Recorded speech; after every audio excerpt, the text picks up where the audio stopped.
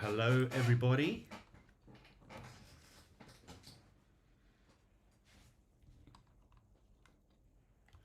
Yes. Good afternoon and welcome as we're getting prepped and ready for this presentation.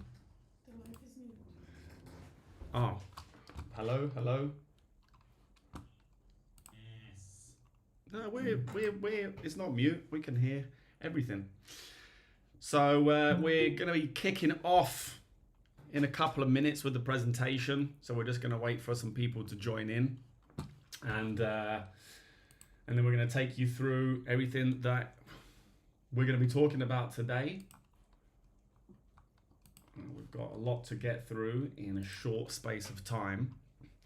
And if you have any questions at any point, please put it obviously in the comments box and we will get to it as quickly as we can. We'll try and answer the questions as they come up. So if you have questions, put it in the comments box. And as I said, we'll try and answer it immediately. Hello to Not That Patricia, who's here. The Cocktail Showman, are you with us? If you are here, let us know where you're watching from and who your favorite Flair bartender is. Let's see who we've got on the live at the moment. Just a couple more minutes. Top chat.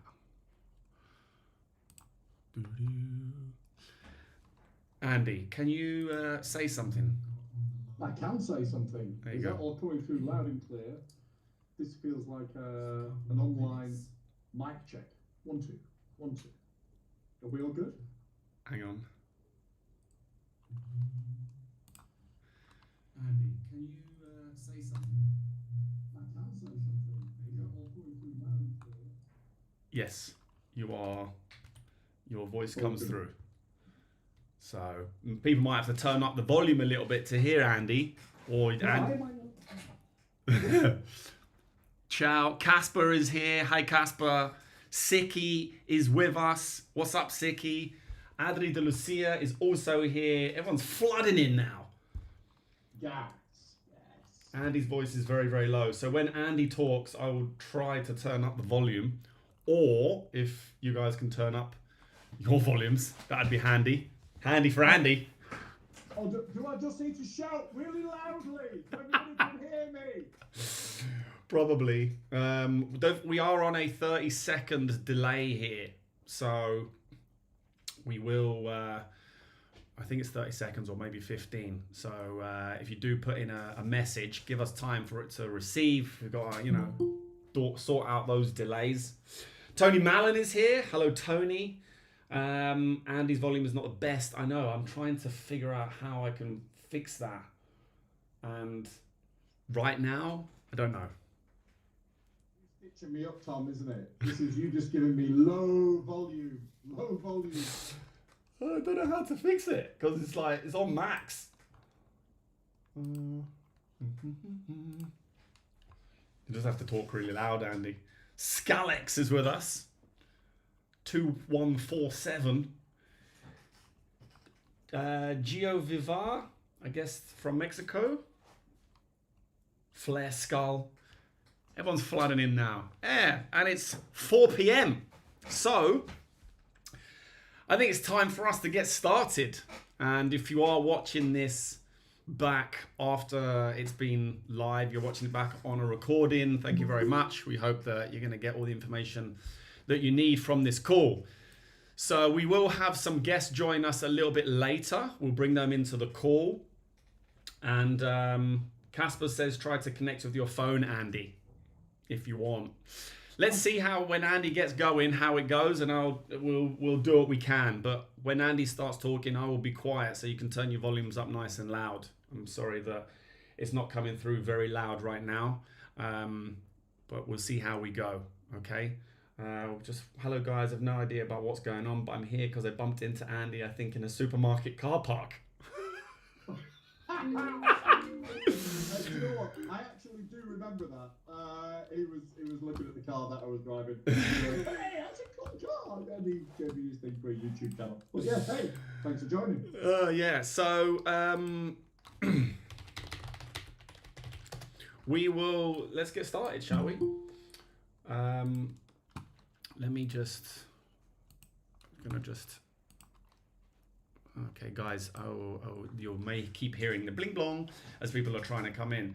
So let's crack on. Today we are going to be talking about the new WFA World Tour and why that's come about. Give you a little schedule of today. I'm going to give you a little introduction. Then Andy's going to present about the World Tour and the WFA World Rankings. Then we're going to get an opinion from a sponsor, from Mr. Marco Canova, who's from American Beverage Marketers, otherwise known as Finest Cool. Then we're going to be hearing from Mr. Dennis Trifonovs, Mr. Michael Moreni, and Mr. Savi Surke. And we'll be answering your questions as we go, and there'll maybe be a little Q&A at the end as well. And then hopefully we plan to finish maybe around 5, but let's see how we get on because there's quite a bit to go through. So to get started, why has this come about? Well, as some people may know, there's a lot of flair bartenders who can call themselves a world champion. And the title of world champion is somewhat losing its prestige, its specialness, let's say. And we wondered how we could change that and make a real official world ranking so that we know who is the current number 1, top 10, top 50, top 100 best flair bartenders in the world. And Andy's going to talk you through a little bit more about that in detail. We're going to help answer your questions if you've got unsure about anything. But the idea is to turn flair bartenders into superstars and to really bring flair bartending into the mainstream so that anybody who is involved with flair can follow it much more closely, somewhat like a sport. And anybody who's not involved in flair can really understand who and why is the number 1 best flair bartenders in the world currently. So without further ado, I'm going to hand you over to Andy. Hopefully we'll be able to hear him. Andy, do you want to start presenting your presentation? Mm-hmm.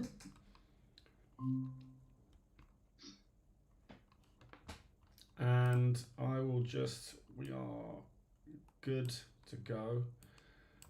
And I will hand you over to Mr. Andy Collinson, the current WFA co-founder / president / WFA Mr. Man himself. Wow, I love the way you say current. Very good. Thanks, Tom. Okay, thank you guys. Thank you very much for tuning in and watching this. And again, those that are watching back when it's not live, it's great for you to watch it as well. To see what we're announcing, which is super exciting, just like Tom said. I won't cover too much of what Tom said, as I've got quite a bit to get through in this document.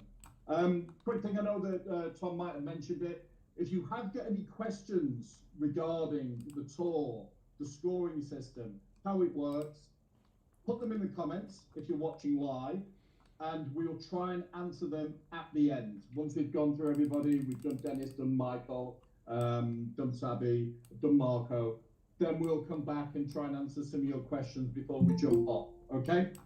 So, as you can see on the screen, this is the WFA 2026 World Tour, and we're going to go through the official requirements for what is the new world ranking in flair bartending.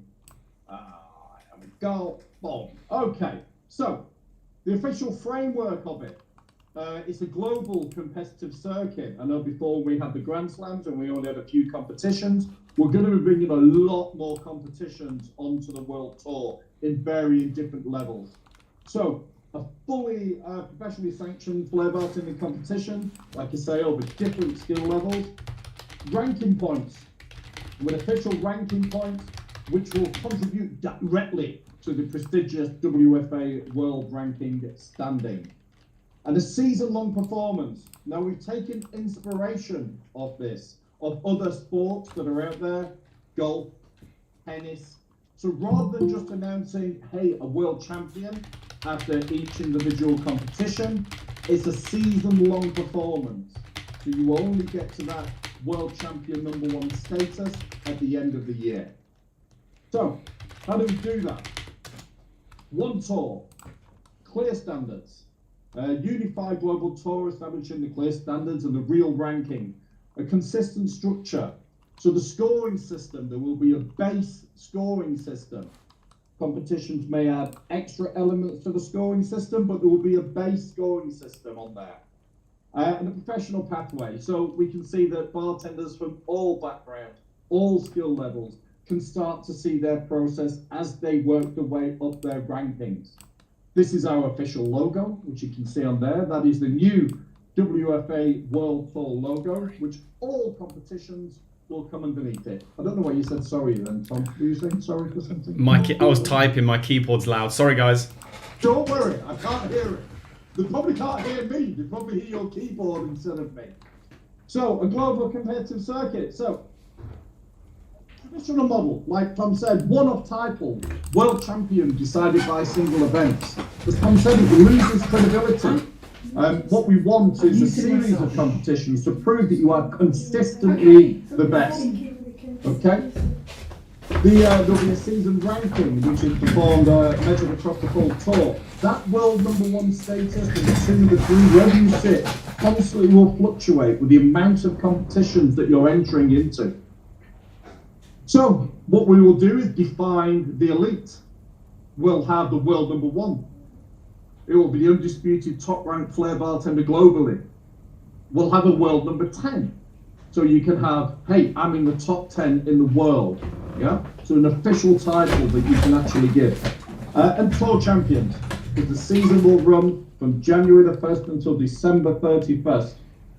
And that's when we will demonstrate, award first, second, and third of the tour champions.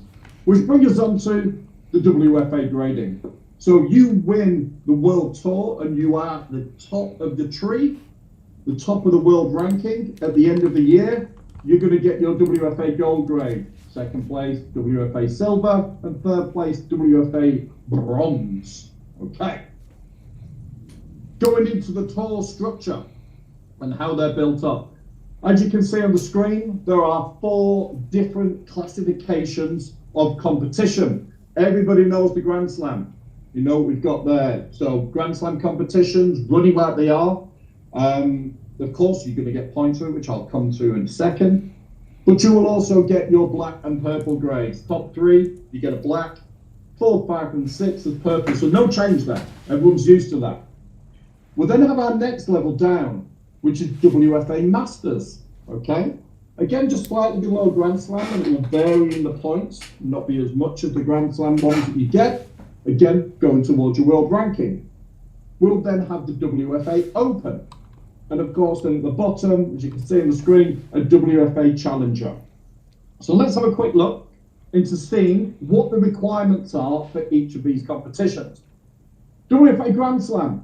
We must say that the prize pool is a minimum of €7,500 qualified. It's open to everybody across the world, and you must have at least one WFA judge at the competition. Like I said before, purple and black grades will be awarded, and the scoring system will be based on the core of what we believe what we're tracking, which I will come to later on when I show you some little slides from the new site. All registration for all competitions moving forward now must be done on the WFA website, and you must have a valid WFA membership for it. We will have the running order determined by WFA grading level, which we've done at competitions before. So the higher the grade, the later on in the competition you will come. WFA Masters. So prize pool between €5,000 and 7,499 euros. That will classify the competition as a WFA Masters competition. Again, international, open to everybody. This time it will be optional to have a WFA judge in there, but of course we will look at it and make sure that the judges are of a significant standard to be able to judge that competition. Again, scoring system. We'll be using the 3 main core scoring criteria, and they can add extra ones to it. Again, registration through the WFA website, and running order determined by grading level.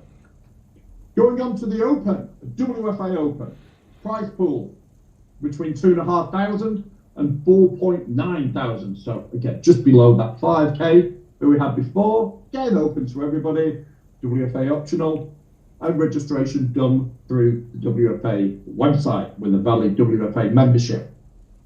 Then we come to our next level, which is our challenger events. Okay, that's where there's a prize pool of 2,499, so just under €2,500 and below. Now, open to everybody. Everyone can go to it, but it's more aligned for those people just starting out in competition that still want to be able to score some points and show themselves on a world ranking. Now, it can be open to the current best in the world, but as I say, the prize pool is less, 2.5 and below. Okay? So, what does this mean? So the season, like I said, runs from January 1st until January 31st. That's how it's going to open and close. So officially we're in the season at the moment, but we haven't had a competition just yet. But Arctic Flair is coming up, which is a WFA Masters competition. A rolling system, competitors must defend their points at the same event the following season. Point system are dynamic and it rewards consistency. And I will come to this in a second. We've got a little slide on it. And as we say, the season ends, the WFA will announce the official world top 10 and official rankings permanently displayed on bartenders' profiles, which again, I will show you. So core principles of this. Consistency, so fixed ranking points for every final, final position from 1 to 100. And it shows a reliable, predictable, competitive environment. It's full transparency, so everybody knows what level they come in a competition, how many points you're going to get towards that ranking table. And it's all automated, so the site will automate it. As soon as we put the scores up, boom, it will change the world ranking leaderboard. So you'll know as soon as those scores go up where you now sit in the world. Talking about points rating, which is obviously going to be a very interesting topic that you'd like to look at. So this gives you an idea of how many points you will get if you come the first place in any of the competitions. Obviously, the Grand Slam carries the most weights. So if you win a Grand Slam competition, you will get 2,000 points. If you win a Masters competition, you will get 500 points. You win an Open, you will get 250 points. You win a Challenger, 120 points. And you can see by the little scales there. So as it quite clearly states to you, a Grand Slam competition is worth 16.7. So we'll say just under 17 times more than a Challenger win. Okay? Points comparison, again, just to give you a bit of an idea. If you were to come 10th place in a WFA Grand Slam competition, 1,493 points will be added to your world ranking. If you won a Masters, 373. But then to give you an example, if you came 50th in a Grand Slam, you'd get 407 points. Okay? So you can see the Grand Slams are still the pinnacle of competition, which is what we want to push. And the other ones are coming in just to help up that world ranking. Points defense. So this is an interesting topic, which I'm sure you'll get your heads around it. But as we used to do with the Grand Slam leaderboard, you get to the end of the year, everything gets reset, and you start from zero again. We're keeping this rolling, okay? Just like they do in the tennis tournaments, golf tournaments, etc. And you have to come back to that competition. So if you won that competition, a Grand Slam competition, you have to come back to defend your points. If you don't come back, you lose all those points. If you get a worse result, i.e. you came second rather than first, you will lose some points off your world ranking. And this is how we kind of explain it. So, taking for a scenario, Food Time Flair Challenge, Warsaw Grand Slam. If you win it, 200 points, okay? You come back next year, and you don't win it, you get third place. It's 101,874 points. Therefore, you will lose 126 points from your ranking. Yeah? So that's the way it will continuously roll. Now, a question, and this is actually a question that Savvy came with, wasn't it, Tom? Which is, what happens if that competition does not take place? So, for example, we know what can happen in the world. We know, that not everything is for certain. But if that competition does not happen, all of those bartenders that competed in this year's event, for example, doesn't happen in 27, will lose all of those points. Okay, so it just wipes them off for that particular competition. What happens if the event is downgraded? So, for example, the prize money isn't as much. Yeah, then your new points will be based on before. So you came first, 2,000, it got downgraded to a Masters, so you get 500 for winning, so you'd lose 1,500 points. But we would only ever downgrade a competition, the prize money came down, and we'd put another one up. So essentially one of the Masters might be coming up. So it's almost competition between competitions, if you know what I mean. Going on to something called anti-inflation. So this is something that we had to work at, which is essentially the no farming of small events. So you don't just tour the world going through all the easier competitions, the challengers, the opens, just to try and get your scoring, your ranking up without doing the Grand Slams. And you can see, by the way, the points are done. We haven't got the full point scoring on this document, but it will be available on the new WFA website. So you'd have to do, as you can see here, it gives you an example. You'd have to win 17 challenger events just to equal winning one Grand Slam. Yeah. So it means that all events matter for entry level access, but for the top guys, it's the Grand Slams that it's all about. So, to join the WFA Tour, when the new website is going to be launched, which I'm going to show you a few sneak slides from, you'll be able to go to the website, register your interest for your competition to come on there. You can also, that's where you'll join up to become a member, that's where you'll see your rankings, that's where you'll see your profile. And like Tom said before, let's find out who truly is the number one and make this title of world champion really mean something. So that is the end of that. Now, Tom, if I switch to the next page, which is going to be some sample images. The site is due to go live at the end of March. So from the 1st of April, the site will be live. But I'm just going to show you a couple of examples of how it's going to work and what it's going to look like. So this is how the leaderboard will look, which again at the top, WFA World Tour ranking. And it will have a whole host of bartenders on there, all competitors, no matter what competition you've entered and you've scored points, you will feature on the world ranking. It will state your points here, your rank, the country that you represent, the current grade that you may have, all the way down from yellow, all the way up to gold. It will also give you your difficulty, originality, and choreography percentages. That is because we're going to take a percentage of your difficulty scores, your originality scores, choreography scores. So, for example, if the score was out of difficulty for 100 for one competition and you got 70, you would say it's 70%. Yeah. If then your next competition, it was 80 out of 100, it would take the average and put you at 75%.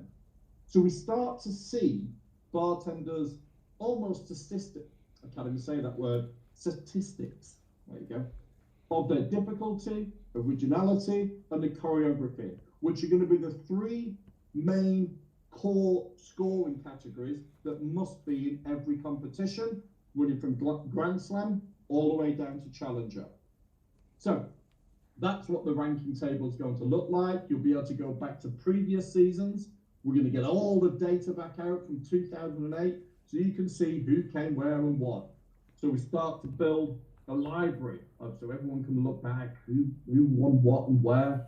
You can search about a competitor name. So it's quite a cool bit of functionality to the new site.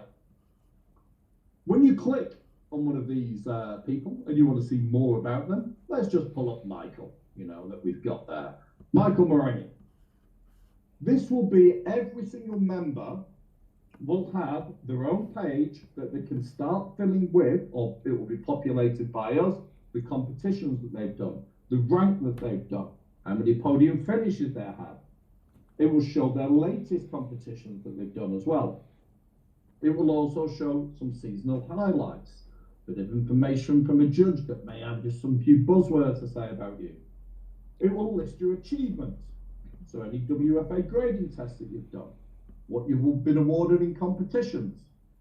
It will also show you your bartender knowledge certifications. Of course, you've seen the one that we've got already, and there's going to be many more when we launch the new sites as we get more people on board with it. And this will be a profile that you can share. So you can share that link onto your socials to say, hey, check where I'm at. So that's what we want you to do. That's what we want you to do. And it's something just to really showcase yourself and show how good you are. We will have a section of the website where you can search past winners, to see who was there. You can see their profiles, what they won, their rankings, do all the different seasons. So some really cool functionality that we've got coming. Start to see who else is in the community, what they've done, what courses they've done. Meet the judges, big face here, this one here. So lots of really, really nice functionality of the site, which is currently being built at the moment.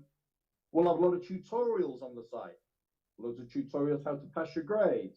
It will be from guest bartenders, how they do their tricks, so you can learn off the site. The site is all about learning and competing and connecting with each other, okay? So this is just giving you a brief kind of sneaky look of what it's going to be launching at the end of March. Competition listings, so there'll be one place that you can go to see all of the competitions. If you're a competition organizer, add your competition to the site. It will be reviewed by us before we populate it on the site. But then you can see here the country it's in, the competition type, Grand Slams, Masters, Open, Challengers, and then even by country. So you can even put in, Mexico, and the ones that are all in Mexico will be listed on there. So a really cool bit of functionality that's coming on the site. There's lots and lots of pages, lots of content. I haven't got slides for all of them, so I'll stop talking in a minute. But there'll be things like seeing where the competition is in progress, who's leading it at the moment, not looking at the world ranking page. Latest competition results. So the last competition that we have on the tour will be displayed here. You'll be able to have a button here which you can see download full results. So you can see the full scoring system as well. So that is just a little sneak peek into what we're doing with the World Tour and what we're doing with the website. And we can't wait to get you all on board so you can have a look at that. I'm sure you're going to love it. But anyway, I could talk for ages about this because it's a lot of stuff that we're doing on in the background at the moment. But I'll stop now and I'll continue. Send you back to Bob. Well, amazing, Andy. Thank you very much. Guys, hopefully you haven't had too much issue with the audio. I'm doing my best to make sure that you can hear everyone clearly. So just please give me let me know if the audio is working well or not, because now we're going to invite a few other people into the call. We want to make sure that you can obviously hear them. I'll give you a second to respond as we wait for the delay.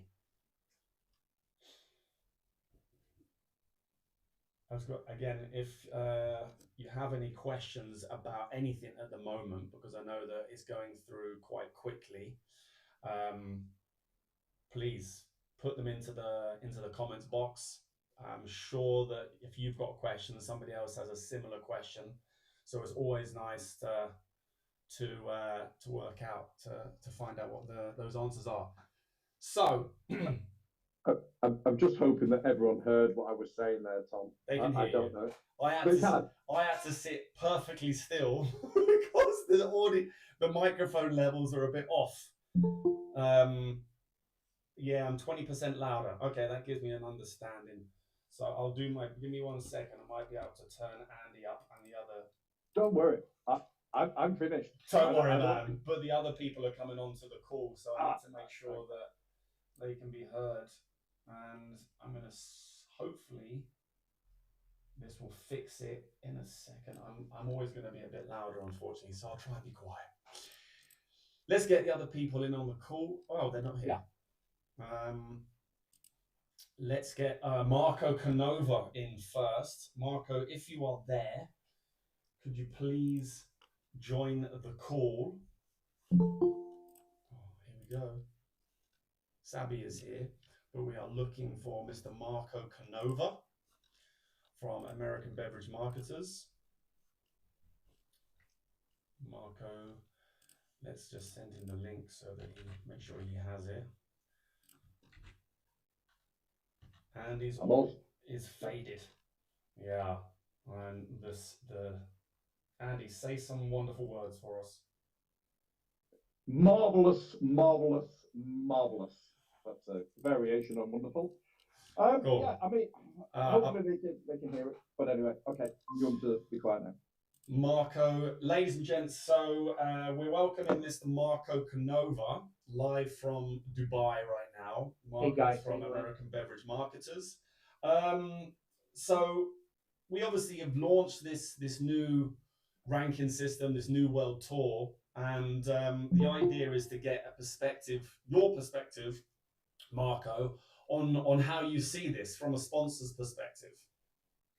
Nice to see you, Tom. Andy, nice to see you. I was listening and I heard you both nicely. So at least from here in Dubai. I don't know other places around the world, but hope you can hear me well. Well, look, I mean, I'll give you my perspective, and as you know, I work for a brand, Fine Skull. I guess most of people that are watching this, they might be aware of it. Fine Skull mixers, fruit purees, pre-batch cocktails, mixers, syrups, and as a company, we've been supporting Flair bartending since the early 90s. And with the iconic Fine Skull store in North America and all over Europe, as well as Asia, and really we became a global company and support hundreds and hundreds and hundreds of Flair competition and continue doing that as we speak, as you know. And in Flair, it's a great way to display our product in general. It gets a lot of social media traction. It's a fun activity.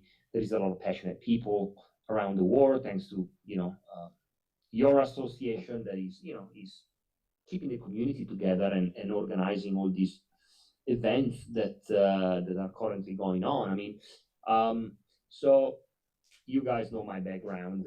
I come from Flair, and I wish we had something like that when I was involved. I mean, I just saw the website. I think it's first class. It's top notch, and I mean, it's really sleek, and I think. I think you guys are doing the right thing. It's evolving nicely, very professional from the very few slides I've seen. And I think from a competitor point of view, the fact that you're kind of moving away from a traditional world championship, which over time I think that term became a little bit perhaps overused. You have people that they won the world championship 6 times per year, and there is about 55 world championship out there, and I don't think it's right. And I think war number one is the way to go.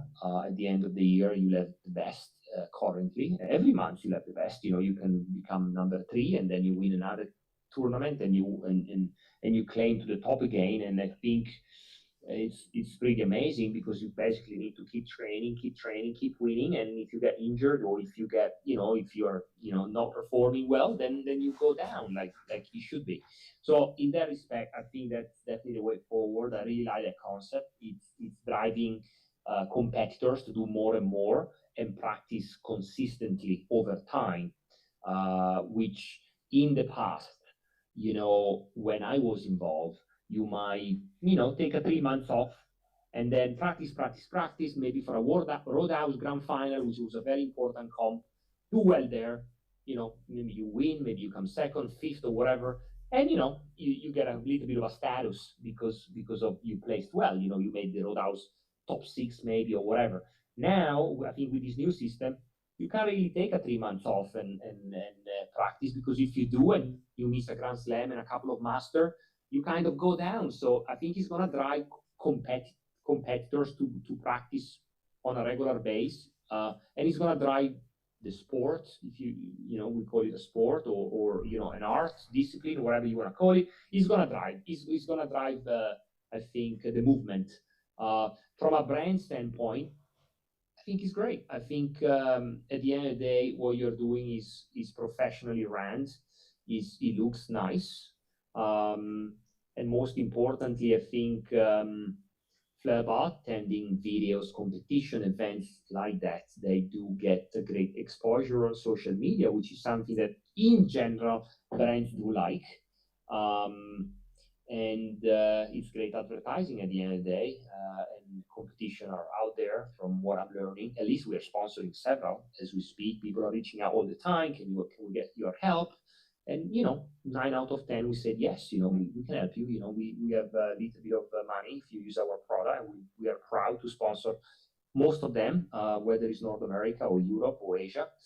And so I think this presentation from you, Tom and Andy, the first half an hour I think is great, and I'm looking forward to the launch. You said April time, perhaps. So March, April, yeah.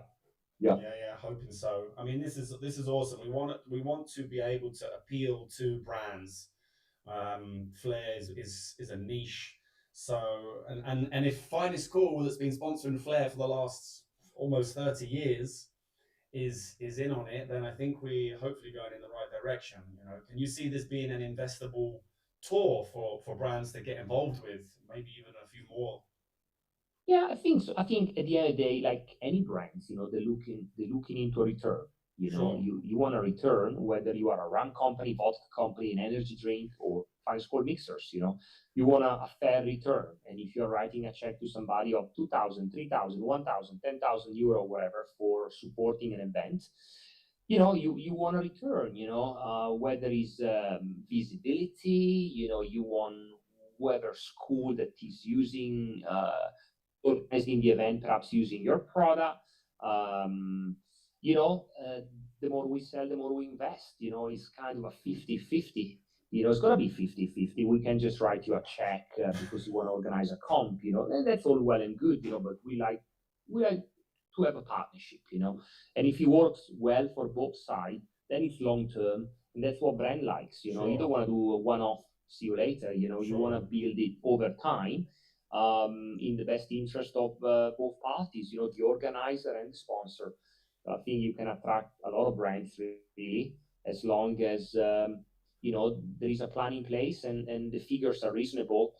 There's no doubt that brands are willing to invest. And as you know, those large liquor companies, the likes of Diageo and Bacardi and Brown Forman, Campari, and Pernod Ricard, most of them are public company. They turn billions and billions of dollars, and they do have budgets like any major company. And if they do allocate a little bit of their huge budget towards their bartending, I think it will really take you to the next level. Wow. With nice pricing, which allows competitor to travel to those competition. And I know there's nice prices now. I mean, I saw some of the events that your guy you guys are lining up, 5,000, 10,000, 20,000, whether it's Portugal, Finland, Poland, Las Vegas, or wherever, there's good money there. Sure. And I think it's important for the competitors that are spending many, many, many hours practicing, and then they travel, they win, and they pay their salaries at the end of the day, like we used to do when we were doing Tom. Yeah. I think, yeah. I mean, that's awesome to hear, and I think I've got a maybe a tricky question for you in terms of obviously we're doing everything we can to to put this out into the world in a more professional way, to make it more accessible by flair bartenders that are coming into flair bartending, so they have a more structured system, and obviously the people that are already in it. And we want to attract sponsors. We want to attract brands. We want to get involved in the bartending world, not just have flair sort of on the side to the whole bar and drinks industry. But how much, like, we've got a big responsibility to try and make that as good and as professional as we can. But how much of that responsibility do you think then goes to the flair bartenders in terms of brands? Well, I think no. I mean, look, it's a great point, and the way I look at it is, you are competing. The top 10, the top five, top five, top 10 guys. Perhaps if they do place well, they're winning, and they do make money out of this. And at the end of the day, I think they have to appreciate each and every brand that is putting in money into those events. If you're winning 2, 3,000 euro, dollars, or whatever, and Sky Vodka, Campari, Bacardi, whoever is sponsoring that specific event, I think they can support those brands in many different ways. And when you are one of the top guys out there, and I was one of them, and Tom, you've been there, you are kind of influential in some sort of ways, because you are placing, you are winning, you build your own small reputation out there, and you are making connection, and you're building your own network. And at the end of the day, those brands, they wanna build their own network by developing distribution, developing sales, developing partnership. And if you are able to connect the dots and help those brands evolve and flourish, then those managers that are running those brands are going to look at flair bartending like, hey, the likes of Michael Moraney, Roman Zapata, Dennis Trifanov, and some of these top guys are really suggesting our product everywhere they go. They're really using it. They're doing some social media, even though that specific run brand is not really paying them anything, but they do support those competition, which they win all the time, and they're making money out of it. So they're kind of supporting you, and if you're showing some love, eventually it will come back to you, and that's what happened to me. And I think, yeah, they do have a big responsibility to answer your question, and that's the way I suggest they should handle it. Sure. Back in Finest Score was big, still big now. Sky Vodka was big back in the day. They still do a little bit now, and if you help those brands that have always been there by suggesting it, by using it, by learning more about it, and get to know their management. And hey, what can I do to help you? Hey, where do you live? What do you do? Let's connect. I have a distributor. I have seminars. Come over. And it's gonna help the brand. And at the end of the day, And they're the gonna put it community. back into the events that they love to do. Sure. I mean, I think, I realized very late on, I suppose, that flair bartending, we are a community, very small niche community, and the more that we can push and all do our part and do our bit to help sponsors, help each other, build associations and everything else, we're only going to grow, and it's going to be beneficial for everyone who's involved, right? Yeah, exactly. It works also for the mixology side, for other mixology association out there, and not just the flair. Sure. There's mixo association, and yeah. Amazing, man. Well, Marco, thank you very much for your insight. No questions have come through. It's been very questionless at the moment. But guys, if you do have any questions for Marco, you can still got a moment. We can ask him. But if not, then we'll get our next guests onto the call. Marco, is there anything you want to add before you leave? No. Thanks, guys. Looking forward to see you around sometime soon, and best of luck. I'll be watching. I will be, following it, and I'll see you some event somewhere. Nice, nice. We'll just give it another 10 seconds to see if anything comes through. But yeah, guys, I hope you're enjoying the live so far. Any comments or questions, please put it in the chat. Let us know where you're watching from. But Marco, again, thank you very much Thanks, indeed. guys. We'll Thanks, see you again guys. soon. Thanks, Marco. Bye Cheers. now. Bye-bye. Ciao, ciao. So yeah, I think that was good insight from Mr. Canova himself, who, for those who don't know, Marco, he was one of the top professional flair bartenders back in the early days, and traveled around the world and placed in the finals quite a lot. So it was good to hear from him. Now we're going to get in our final special guests. So we've got Mr. Sabi Surke, that's Judge POV, coming in now. We've also got Dennis Trifonovs, hopefully is going to be joining us, and Mr. Michael Moreni. That's going to be. Now we're going to get in our final special guests. We've got some echo going on. I think Sabi, you need to turn off the volume on the YouTube live.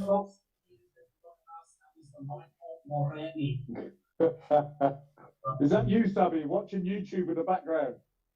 Yes. Okay. Turn it off. That's okay. I did that earlier. Here we go. Let's make sure the others. Michael and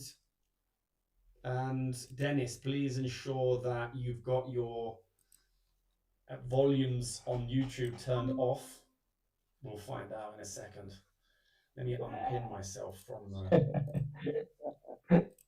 Hey, Michael.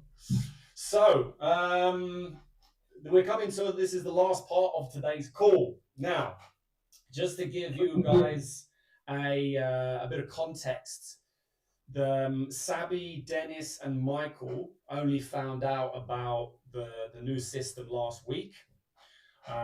We've had a couple of chats backwards and forwards, but essentially we haven't answered lots of questions for them because we wanted to get their unadulterated opinion live, hopefully good, live on the call. I'm going to try and not talk too much because I may be a bit louder than everybody else.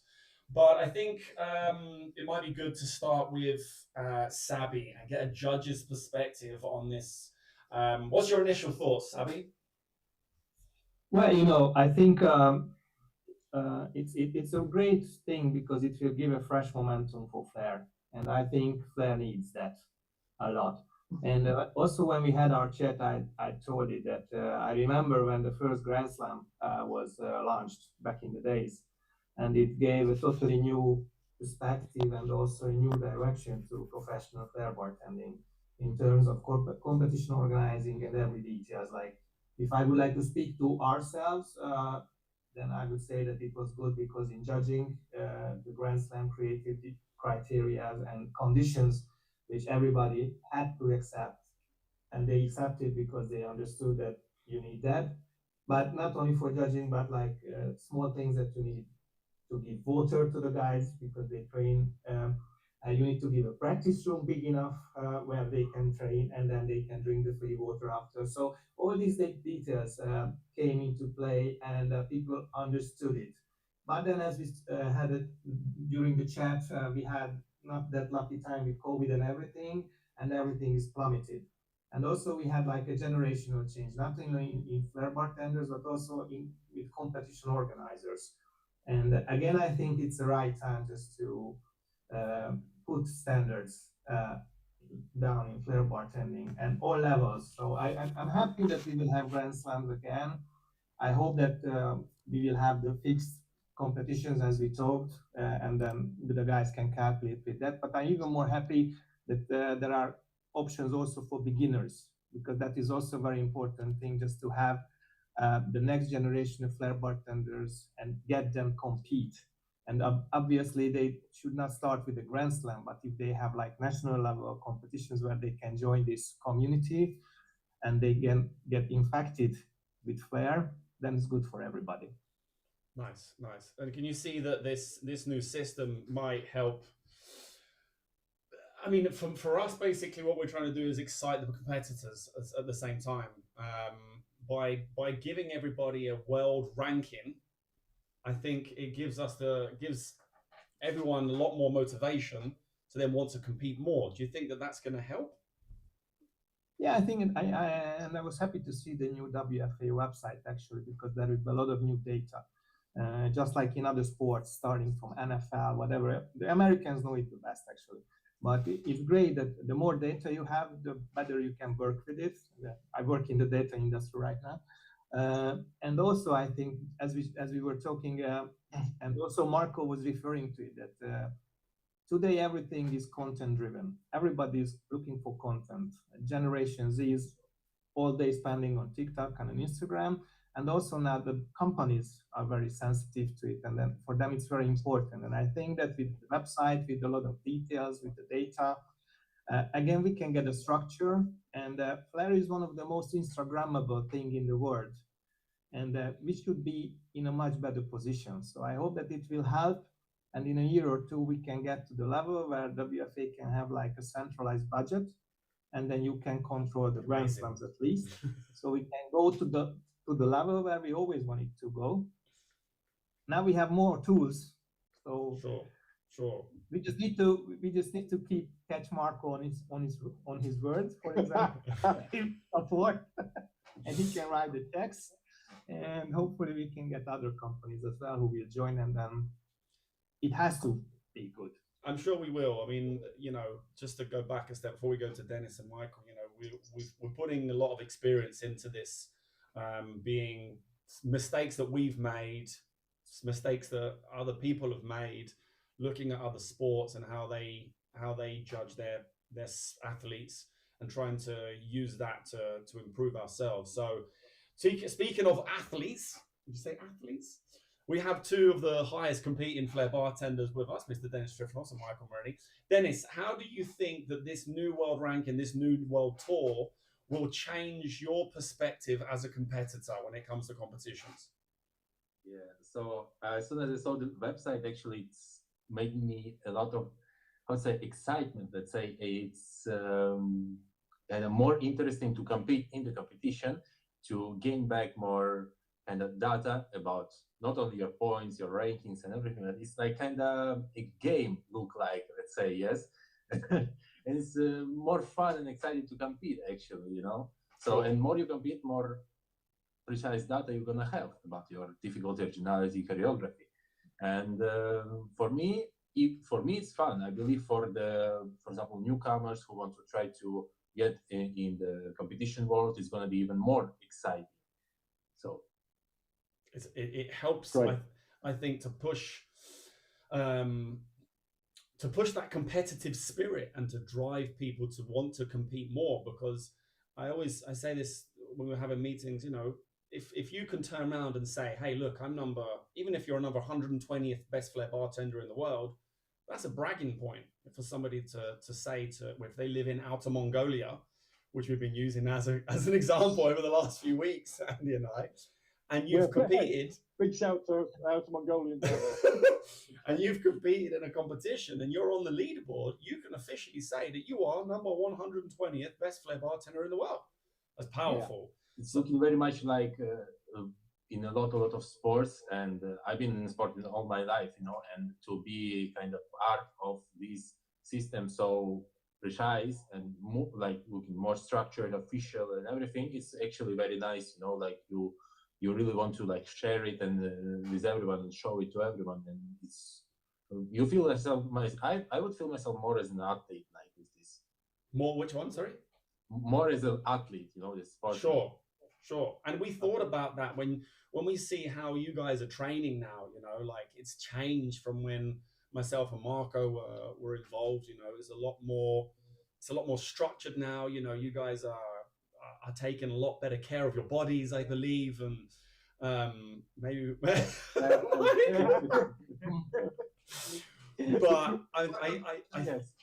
I feel like you guys are treating it like an athletic sport.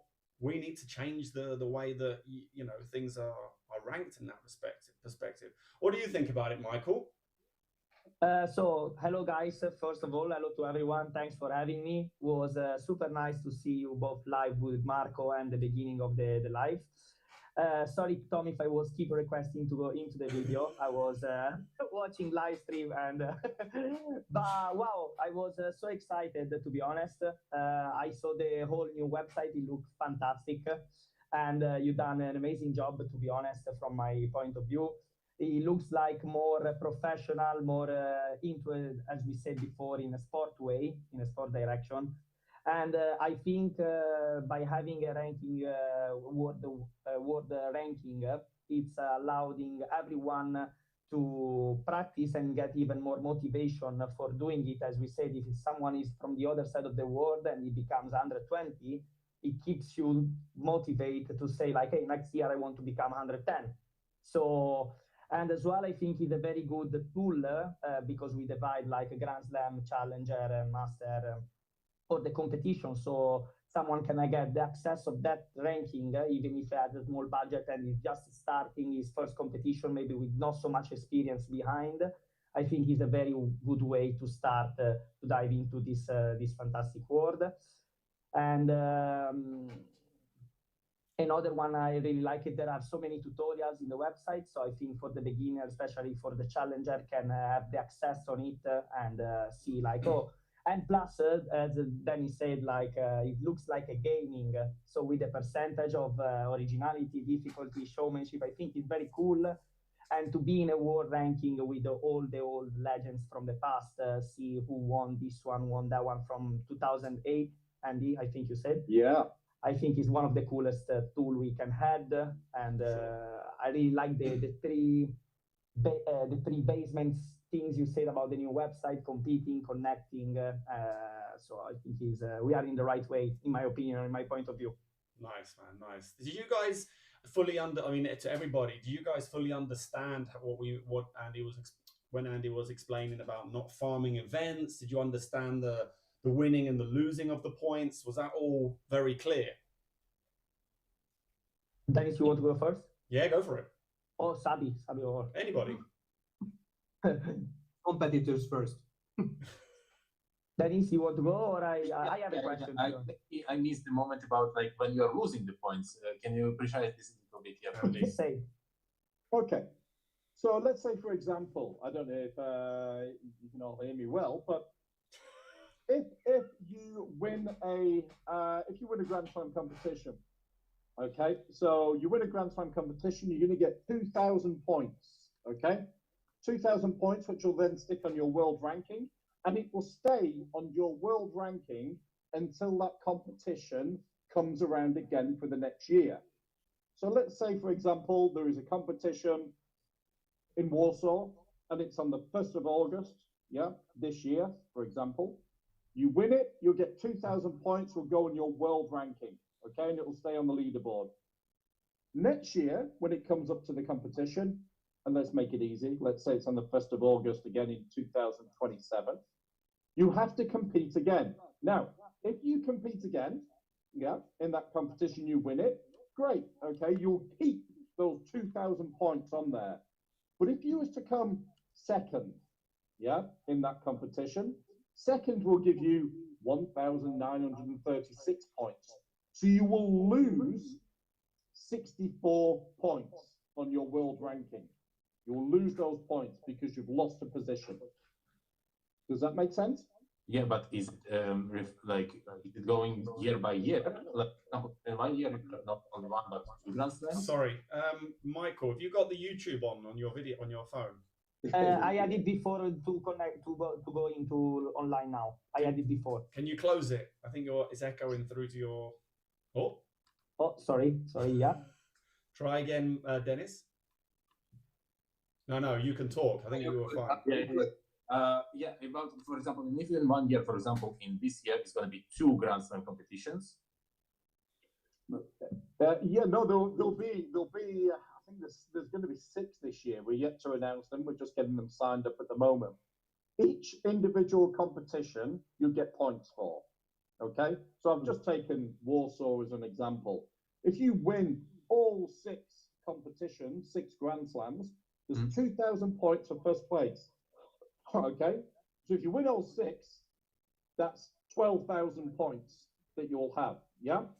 If you go, then we go into the next year. Once those competitions come around again, you have to compete at it. Yeah. If you don't compete, you'll lose 2,000 points off your ranking. Okay. This is per competition. If you the rankings from previous year is going into the next year, right? It's not like it's it constantly goes. It constantly goes. Yeah. So what can happen is the rankings can go up and down depending when the competitions are. And like we said, the Grand Slams are the ones that carry the most weight. You could go around, maybe the top guys will do Grand Slams, Masters. Hey, you might want to pop into an Open and a Challenger if it's local, close by. You know, the prize money is lower, but it's open to all of you. Yeah. So, and like I say, the leaderboard will start to move and fluctuate as these competitions start to come up. Okay. When we get to the season end, that's when we decide who the winner is. Yeah. So at the end of the year, December 31st, end of it, bang. Whoever's at the top, then they are the champion. Yeah. Think about there's a maximum amount of points that you can earn in 1 year from all the competitions, and then if you've got to defend those points. So you can't. The points don't just keep adding and adding and adding and adding. You know. Year on year, it'll fluctuate between maybe I don't know, 12,000 and 20,000. Yeah. I mean, there's another document that we've got which has got the full points weighting on there, but it runs all the way from 1 down to 100, and we just thought that within the presentation it would just be a bit because it's just loads of numbers.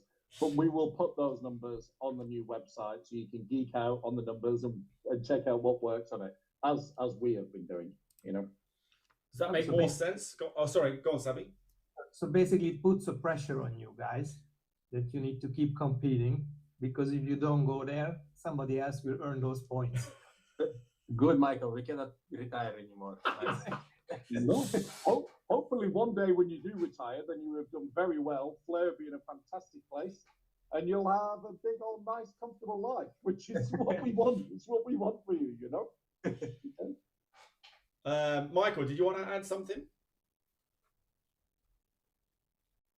Unmute yourself, matey. He's doing. Hey, voila. Yes, so now everything is clear. I had basically the same question of Dennis. It wasn't so clear, but now I got the explanation and it makes so much sense. And I like it. So, Dennis, we have to keep going till 40, 50, 60, and once we're gonna go. But it's okay. No, I really like it. I'm really excited, and it's so cool. I can't wait to start this year, to be honest. Hey, what I'm really waiting for is by the time you guys are 40, if you're still going, maybe the guys that are ranked down 150th, 200, they'll be up there. You know, they'll be up there because they will see their progress through the years as they start to grow up. You know, we have constantly evolve. We have a question from Adri, which I don't fully understand, but I will try my best. She says, does the same person be the winner of any category WFA at the end of the year? So the 4 different levels of competition all go towards the WFA World Tour. So if you competed in 1 Grand Slam, 1 Master, 1 Open, 1 Challenger, you earn points in all of those, and that puts you on the World Tour ranking leaderboard. And then depending on, at the end of the year, by the 31st of December, whoever is 1, 2, 3 will get bronze, gold, silver, and bronze. And obviously top 10 will receive top 10. Wherever you finish at the end of the year is where you place, basically. There's no individual category. There's no champion for Challenger. There's no champion for Master. It's just one champion for the World Tour. Hopefully that makes sense. Tony had a message, but he's retracted it. So what was your question, Tony? And as anyone else, again, if you have questions, please, that was a good question from Adri. If you have any other questions about it, which maybe seem a little bit unclear, please let us know. Sorry, can I add one thing? Like about the system, it's actually also gonna help to competitors, maybe who are already like intermediate, advanced level or higher, to actually also think with their head, like which competitions they actually want to compete in order to get the best position. Because a lot of times it's happening what in the same date or in the same week could be happening the two competitions, you know. And there you need to actually think with your head and decide, okay, in which one you want to compete. Like if it's important for you to gain up the rankings or no. So that is actually, you are also putting in strategical thinking into the competitors. Well, yeah, to a certain point of view, but I mean, let's say, for example, let's say you're intermediate, so you're ranking about 15, something like that, in a Grand Slam competition. If you come 15th in a Grand Slam, you'll get 1,269 points. Yeah. If you win a Masters, you'll get 500 points. Okay. So you still got to weigh up where you sit. I'm going to do this stuff that the kids are doing nowadays, but yeah. So you're still going to have to weigh up where you're going to be with it. But yeah, it can be a more strategic way of looking at it, and we hope that's what happens. You know, hope that you plan it. But like I said in the presentation, you come 50th in a Grand Slam competition. It's almost the same points as you win a Masters. You know. Yeah. So go to the Grand Slams. We have a few more questions. But you know, Tony if Mallon. there's a Grand Slam on the same day, there won't be because we'll plan it. And we have more questions. So this one is for you, Andy, from Mr. Tony Mallon. It's a good one. What? Tony asks, how does the data, as in the scores from the competitors in all competitions, get processed? Is it manual data entry from each competition, or is it automated calculations from the website? Oh, you're going to love it. You're going to love it. It's automated calculations from the website. We upload the scores. You upload the scores. Now, I'm talking on behalf of the developers here at the moment, which are building things on various different platforms. So it's above my pay grade, to be honest. But what's going to happen is we'll upload the score sheets. The score sheets, the system will recognize all of the competitors, recognize all of their scores, and then it'll drop it into it. I mean, it's primarily going to be looking at, like we said, the difficulty, originality, and choreography points. So it starts to give those percentages. So we can start to see not only your overall score, but how highly you're ranked as difficult or how highly you're ranked as original. So the system will do it in itself. The website will do it. We haven't yet. They promised us they can do it. It's not me that's coding it or Tom that's doing it. But yeah, that's what's going to happen. So it's a very cool bit of functionality. And that's going to be something for you to know as well, Savvy, because I think that from what I remember, the score sheets will be created by the website. Is that right, Andy? Let's not start getting into bits of the site that aren't completed just yet. We have another 2 months to get this finished. It looks pretty at the moment. There was some stuff, but yeah, the technical database guys are working on it at the moment. So but yes, we have more questions here. Phoenix 122 said, "Will there be any Flair competitions in London?" I mean, possibly. Possibly, but there's nothing on the schedule so far. We've got a few signed up so far. Like I say, the first one's happening, which is a Masters competition in Finland, Arctic Flair, which actually goes ahead before the new site is launched. So we're going to have to backtrack on some data on that one. But there's none currently in the pipeline for London, but there might be. Yes, and Joshua Flair, who has the same picture, funnily enough, says, how can we all enter for the competitions from now on? Through the door. Through the website. Through the website. So when a competition goes onto the World Tour, you will go onto the WFA website and you will register for your position for that competition. So everything will be automated through the website and will be much easier for you to get involved, basically. So hopefully that's the reason why it needs to go through the website, is because we need the data. The data needs to go on there. The score sheets need to go on there. Everything needs to be linked to a user ID account. That's why it has to be that way. Casper Schmars asks, what about the competitors who don't have the money to compete everywhere but have the skills? this deprives them of the opportunity to be number one in the world. Andy, do you want to go with this one, or anyone else? Well, listen, there's not an easy answer to that.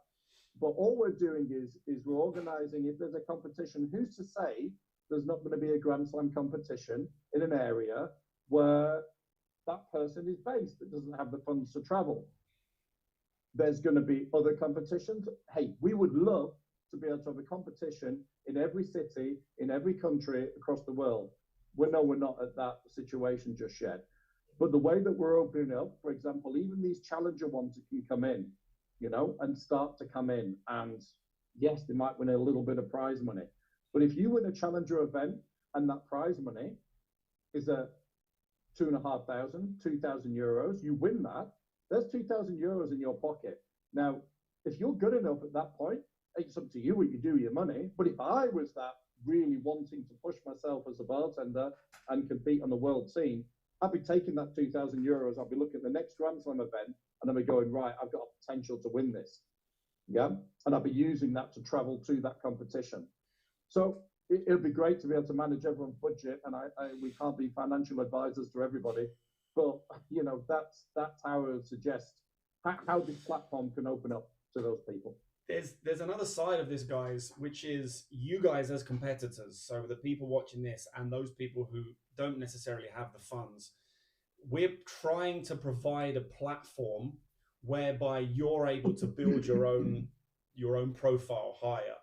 So that means reaching out to sponsors and saying, hey, can you sponsor me to start competing on the official world tour to get an official world ranking? That is something which is powerful for you to go to sponsors. So if there is somebody who doesn't have the funds to be able to do that, but has the will and the want to try and get around the world, you know, they can try and use the platform of the WFA to reach out to sponsors and say, hey, look, get me over to this Grand Slam competition. And this is essentially what we said from the beginning. I think Andy mentioned it earlier. Our goal is to try and make Flair bartenders superstars as best as we can. Yeah. But it's not all on us. You know, there's a certain aspect that comes from you guys as Flair bartenders and the community as a whole.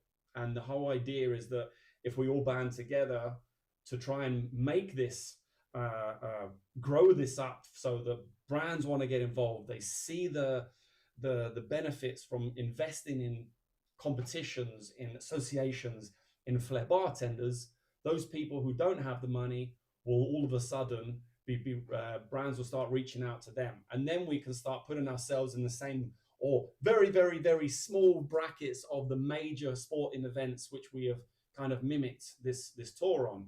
You know, obviously you've got tennis and golf and the professionals deals, and they're able to get to all the competitions. We're Flair. We're very, very niche. We don't have that ability just yet. But maybe this will help that happen in the future. Use the platform to sell yourself.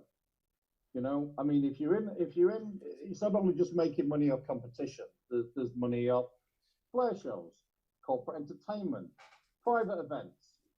If you can go out there and say, I'm the 150th best bartender in the world, look at my world ranking, look at the stuff that I've done, you know, it's going to open your doors more to extra money to be earned off maybe doing private events, doing corporate Flair shows, doing shows for brands, whatever it may be. But use the platform. You know, the platform in itself is not just going to give you money, but it's going to provide you something to promote yourself and push yourself forward. And that's what it's all about. You know? We have another question here. And again, guys, if anyone wants to talk about anything at any point, please pipe up. We're going to finish fairly soon, though. Flair Skull says, trophies, money, and WFA ranking the same, only 6 places. I'm not fully understanding the question, but I think you're asking if the competitions only go to the 6th position, as in like prizes. Prizes essentially go to whatever the competition decides. So Legends World Flair is top 10, and I think Arctic Flair is top 6, and Food Town Flair last year I think was top 8. I'm not sure. So it's dependent on the individual competitions and what they want to offer as prize money. We as an association don't have control over that. Yeah, I mean, I don't know if the answer was a question of the world ranking, you know, if there's anything at the end of that. Currently, there is no prize money for the world ranking. You earn your prize money as you do the different competitions that you enter. And then at the end of the year, of course, you get the gold, silver, and bronze. Who knows what's going to happen in the future? We all come together on this, push it as a community, and it's going to help people like the Marco Canovas and extra people around the world. Hey, we might be able to. But currently, we're in the what's the opposite to red or black? Is it red? We're in the red. Like, we're deep in the red with the site that's been done. So yeah, just we need to see what we can do with this. Sabi, I would like to add that just to release the tension on it a little bit, that we used also tennis as a reference, and also in professional tennis, when you win the ATP ranking, you don't get money for that. The money is in the competitions. So what we can hope that with this new structure, because again, data is one thing, but I hope that we can give a structure, and I would like to also refer to Dennis, that hopefully organizers will understand that before I throw a date in the air, I just collect data, I try to get the information, and I try to put my competition to a date which is not crossing another competition. So in this way, you can go to a Grand Slam, but also you can go to the Challenger, because that would be the best for everybody. Because for an organizer, the best is if he can or she can count on all of the Flair bartenders who would like to compete. And also, it's good for the Flair competitors that they have options. And once you have like a calendar, what you can see on the website, then you can plan your travels, you can buy flight tickets on time, and you can maybe go to sponsors and ask for a budget for your competition. So the whole thing overall can be good. But again, also in tennis, you don't get money for winning the ATP tournament ranking. You get money for Roland Garros, for Australian Open, for Wimbledon, and so on. Sure. There's another question. Adri asked, how many competitions will there be this year? We're not sure yet. She said, is there 17? Well, like, would be great if there was. There's going to be a maximum. We're going to keep the maximum of Grand Slams, I think, to about 6. I think overall, she's asking. Overall, I mean, I could pull a finger out of the air. I know that we've got about 4 or 5 ready to go. But yeah, I can't really put a finger on it. And to be honest with you, we're still waiting to launch and get this site done, which is taking up a lot of Tom's time. But it's but yeah, I mean, we're going to be looking, hopefully, if we had a circle of 20-25 competitions throughout all the levels, I think that's a good amount, you know, spread across the year. Tony Mallon is asking, just come in, about the WFA gradings. Any consideration to offering blue level WFA grading at competitions for places 7 to 10th, for example? Well, this is the WFA gradings are going to actually change. They're being worked at the moment. We're going to change it a little bit, or will be revealed when they're ready. And it's still going to go to blue. It'll still be currently yellow to blue. With the test that you have to do for it, but there's possibly a new level going in, which is a bit of a Tommy D idea, which is the I don't know if you're ready to really say it, are you, Tom? I'll let you say it if we're going to do it, but it's not ready, so I don't like talking about things that they're not really ready, to be honest.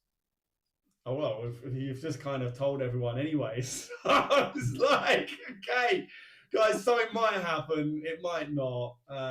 We're looking at something which, let's just say we're looking at something to give people gradings, like a stepping stone from grading tests to competition gradings. We're looking for that stepping stone in the middle that more will be revealed when it's prepared. Then Flair Skull said, after the ATP ranking, you will get a proposition from World Brands. Yes, you will. That doesn't mean that you cannot get a proposition from brands in Flair bartending as well. It is not unheard of. And when I used to compete, there were some Flair bartenders who weren't competing at a very extremely high level, but they were having support from brands. And that was 20 years ago. We're now talking 2025, you know, social media, Instagram. It's not as difficult as you think to reach out to a brand and start getting support. Sabi, did you want to add to that? No, just one thing what they need to understand, I think all the competitors, that everybody has this. And this can make you the world. You can see examples in flair bartending. People like, for example, just Olya and Ivan, who are living currently in the States, what they made out of first this, and then a professional camera. So that everybody has all the chances what we didn't have. You didn't have, Tom, and our generation didn't have that. A lot of free tutorials on YouTube, on TikTok, on Instagram. Everybody has a phone. Everybody is making content. As we were talking, it's a content-driven world that we are living in. And if you get that, and then you make good quality videos, interesting videos, and 2026 Instagram predicts that authenticity will be #1. So people are expecting original, authentic content from flesh and blood people like flair bartenders. So everybody can make a career, everybody can make sponsorships. They just need to have a strategy and they need to have discipline to push that through. And that's what a lot of previous generation didn't have. So in a way, they have all the odds in their hands and just to make the most of it. Exactly. I think, well, we've gone 17 minutes over, but I hope that this has been informational for everybody. I hope it's been motivational as well to drive a bit of excitement into the flair bartending community. We have another question. Christoph Flair says, the qualification round does not matter towards, does the qualification round matter towards points? It does not, unfortunately. Does it? No, it does, because you go to a Grand Slam competition and you're talking about a qualification round. It's all the same when you compete in America. As you will have a position. You will have a position, position versus point. And that was the same when we were doing the Grand Slam leaderboards. You know, Sure. The only one it might not, the only one it won't matter for, taken as Can I hang on? The question wasn't finished, so just give me a second. Because I'm reading it. Because it says in America, sometimes they give points for both qualifying and final rounds. What's your view on this? So yeah, just wanted to make sure everyone was aware of the question. Carry on. Okay, thanks, Tom. You're welcome. So basically, if it's a single competition, let's take, I don't know, Zante Flair Open, you have your qualifying day the day before, and then the top 6 will make the final. Okay, top 10. Can't remember the top of my head. Of course, when you go to the final, that's when, you know, you place first, you'll get the max amount of points. But the qualifying round, there's going to be the people that didn't make it, there'll be people at the bottom, and they will get points based on where they ranked within that competition. But the only time that it will slightly change is if you have a competition, for example, the LDP Flair Lab, the one in Italy, there's got the final in November in Campania, okay, where they've got qualification rounds throughout the year. And you have to compete in a qualification round to be able to get access to the final. Those qualification rounds, which are throughout the year, you won't get points because those competitions are not part of the World Tour. Their big final is part of the World Tour, but you've got entry points to get into that. That's when you'll get your points. Michael. Okay?